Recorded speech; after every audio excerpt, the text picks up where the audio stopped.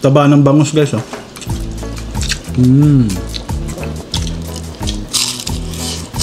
Pechay. Sarap. So ito nga pala yung way ko ng pagluluto ng ganitong klaseng dish. Uunahan ko na po kayo. Tama kayo, mali ako. This is my own way. You have your own way. Pa, ano pong ulam? Butter. Bawang. Sarap. Mushroom. So ang ulam nga po pala natin ngayon guys is magsosotay lang tayo ng gulay dito nga sa butter kasi may kahapon meron tayong natirang broccoli. So yun, i-ano lang natin siya. Garlic butter na broccoli at nagdagdag tayo ng pechay. Tapos yung mushroom. Yan. Lagyan natin yung sili. So yan, sunod po natin yung broccoli.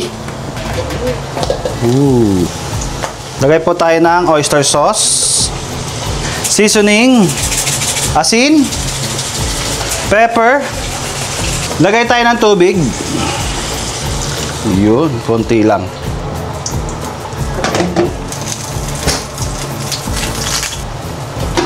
And then lagay po natin yung ating pechay. Lagay tayo ng flour para medyo malapot yung sarsa natin. Takpan natin and then after 2 minutes pwede na po to. Woohoo!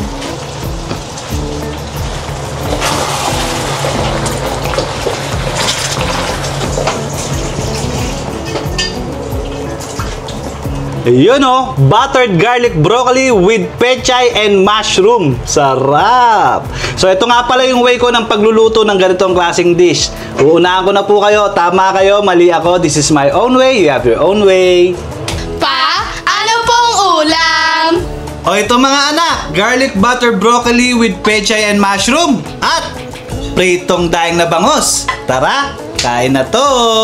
Ama, maraming salamat po sa biyayang iyong ipinagkaloob sa amin. Magsilbi po itong lakas at talino.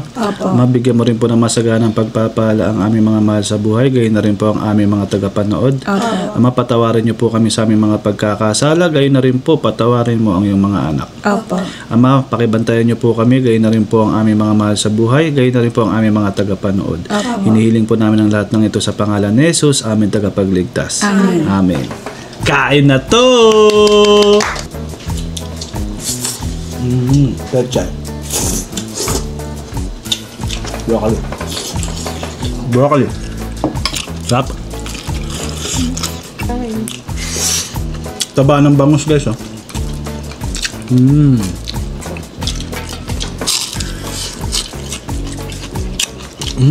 Lutong. The food is wow. Wow is wow. It had a lot of flavor.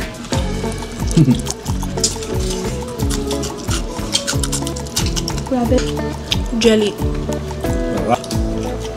Mushroom. Rice. Pinalaman.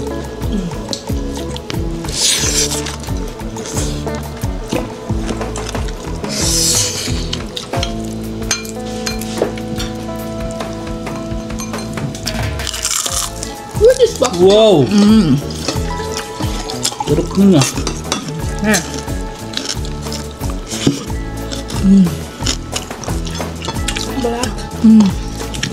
Pechay.